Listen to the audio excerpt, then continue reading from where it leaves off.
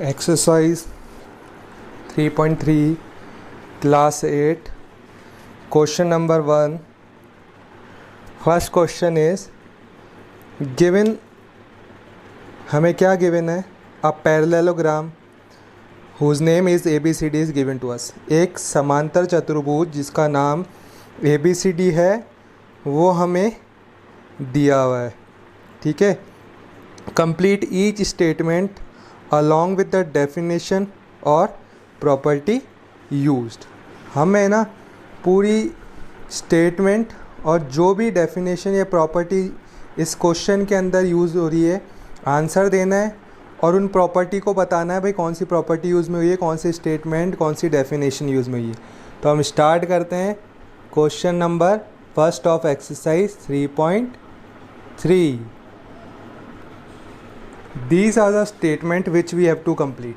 ये स्टेटमेंट हमें दी हुई है, हमें इन्हें कंप्लीट करना है, ठीक है. इसके लिए हमें क्या दिया हुआ है, एक पैरेललोग्राम जिसका नेम क्या है ABCD हम बना देते हैं, ठीक है. यहाँ पैरेललोग्राम बना लेते हैं हम. पैरेललोग्राम की प्रॉपर्टी क्या होती है, इसकी अपोजिट साइड इक्वल होती है और पैरेलल भी, ठीक है. दो टर्म्स यूज़ में ले रहे हैं, इक्वल और पैरेलल. इक्वल मतलब बराबर.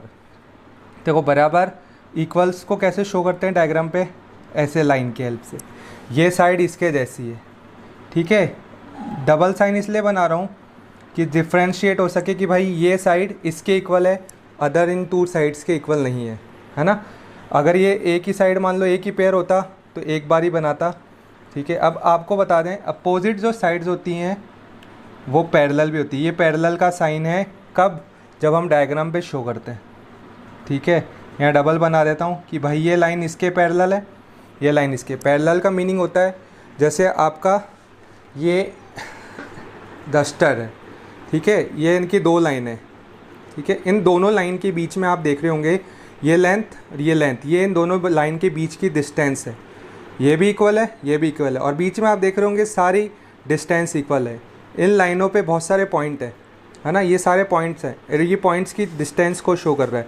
तो दो लाइन जिसके हर एक पॉइंट की डिस्टेंस एक जैसी हो वो पैरेलल लाइन कहलाती है. जैसे आपकी रेलवे लाइन होती है, स्केल हो गया आपका, है ना. ये वाला डस्टर है आपके जैसे, ये पैरेलल लाइन कहलाती है.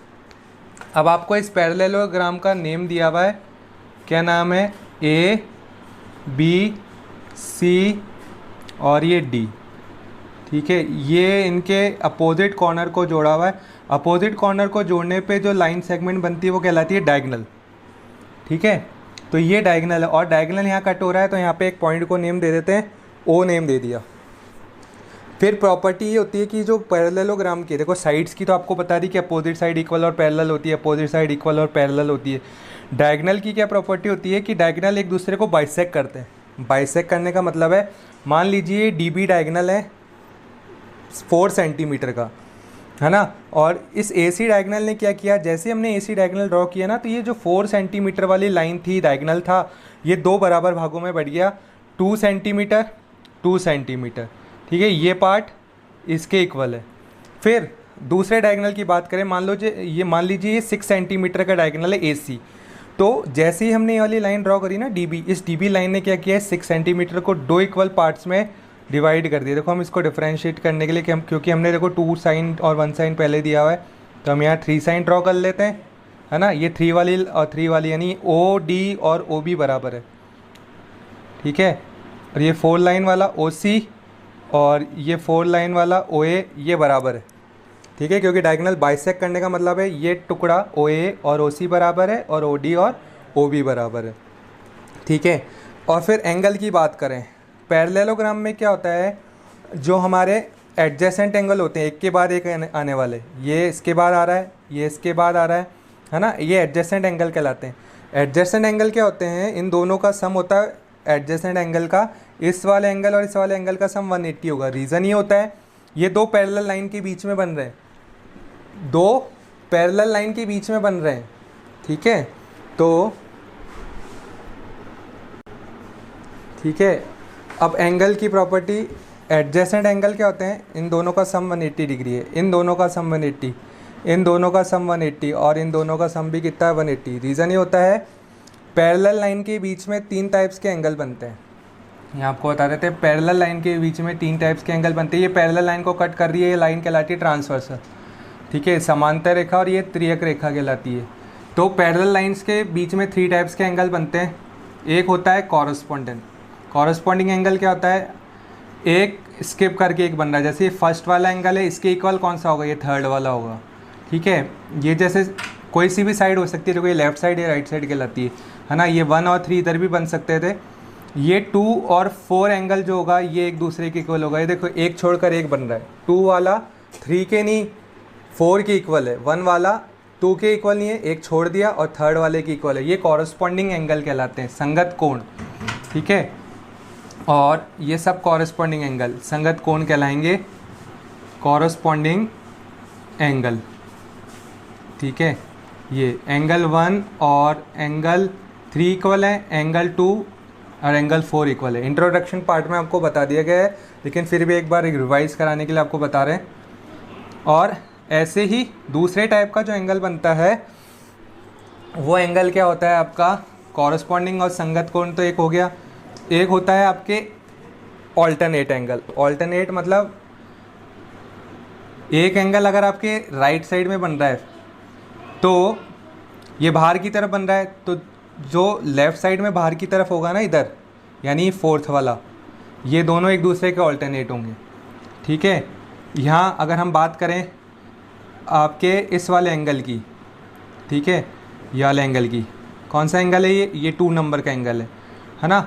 और इस साइड में अंदर की तरफ ही जो 3 वाला एंगल बन रहा है, देखो ये इंटीरियर है, ये पैरेलल लाइन के अंदर बन रहे हैं, तो ये इंटीरियर ऑल्टरनेट, और ये दोनों बाहर बन रहे हैं, और ये अपोजिट साइड में एक दूसरे के, तो ये एक दूसरे के इक्वल होंगे।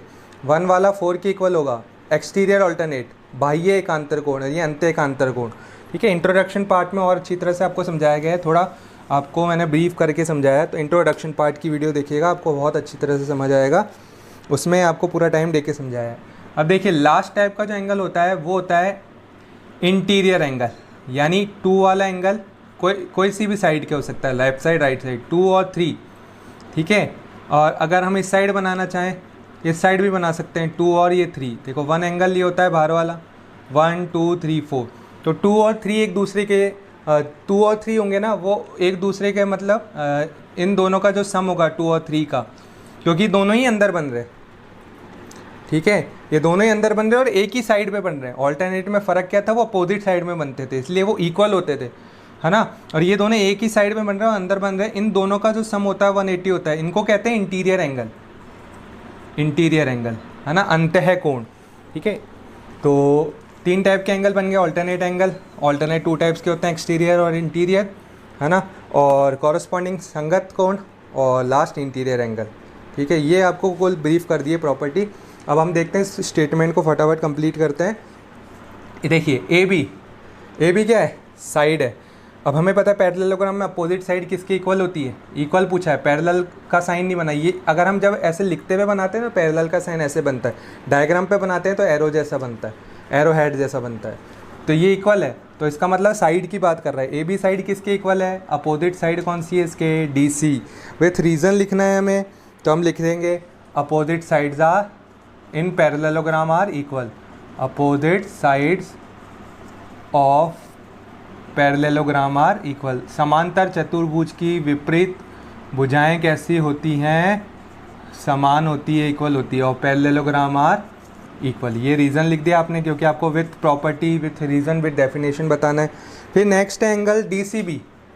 एंगल डी सी बी की बात करें, डी सी यानी सी वाले एंगल की बात कर रहा है, डी सी बी एंगल, है ना।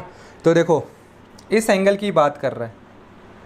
अब इसने इक्वल वर्ड यूज़ में लिया है, यहाँ पे 2 एंगल का सम नहीं पूछा है, तो opposite angle of parallelogram are equal. तो डी सी बी के इक्वल कौन होगा, इसके इक्वल कौन होगा, डी ए बी। इसके इक्वल कौन सा एंगल हो जाएगा, डी ए बी। रीज़न है opposite angle of parallelogram are equal, opposite angles of parallelogram. आप पूरा लिख दीजिएगा आर इक्वल, मैं शॉर्ट में लिख रहा हूँ, आप ये वर्ड भी डालिएगा, of parallelogram are equal.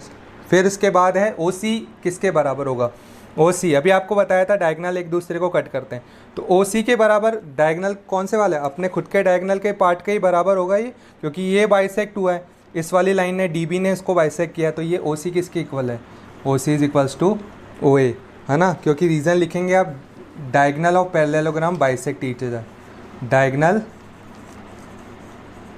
Bisect each other, ठीक है, ये डायगनल एक दूसरे को क्या करती है, बाइसेक्ट करती है। अब ये m का मतलब है मेज़रमेंट, माप, है ना, मेज़रमेंट, जब मेज़रमेंट m लगा देते हैं ना तो इसका मतलब कोई पर्टिकुलर वैल्यू की बात कर रहे हैं, और जब एंगल के आगे कुछ भी वैल्यू नहीं लगी तो इसका मतलब आपको प्रॉपर मेज़रमेंट पता नहीं है उस एंगल का भाई कितने डिग्री का है। यहाँ आपको पता है भाई कितने डिग्री का है, लेकिन यहाँ दिया हुआ नहीं है, बट यहाँ m लगाने का मतलब है ये प्रॉपर एंगल है, कुछ मेज़रमेंट का है, निश्चित माप का है ना, डेफिनेट मेज़रमेंट का है, ये भी डेफिनेट मेज़रमेंट का है ना। अब देखिए डी ए बी और सी डी ए, देखो डी ए बी और सी डी ए जो है ना वो एडजेसेंट एंगल है, आसन्न कोण है, और एडजेसेंट एंगल का सम कितना होता है, 180 डिग्री होता है। आपको अभी बताया था एडजेसेंट एंगल जो होते हैं पैरेललोग्राम के वो इंटीरियर एंगल होते हैं, अंतः कोण होते हैं, ये रीज़न होता है ना। तो इसको लिख देंगे एडजेसेंट एंगल आर इंटीरियर या एडजेसेंट एंगल आर सप्लीमेंट्री, देखो क्योंकि सप्लीमेंट्री का मतलब भी यही होता है दो एंगल जिनका सम कितना हो 180 डिग्री, तो एडजेसेंट एंगल्स आर सप्लीमेंट्री दो एंगल जिनका है ना समपूरक कोण, पूरक और समपूरक दो टाइप के होते हैं ना, सप्लीमेंट्री कॉम्प्लीमेंट्री, तो सप्लीमेंट्री दो एंगल जिनका सम कितना हो 180 डिग्री हो वो कहलाते हैं सप्लीमेंट्री। तो इस तरह से हमने फर्स्ट क्वेश्चन विथ स्टेटमेंट कर लिया। अब नेक्स्ट क्वेश्चन करते हैं।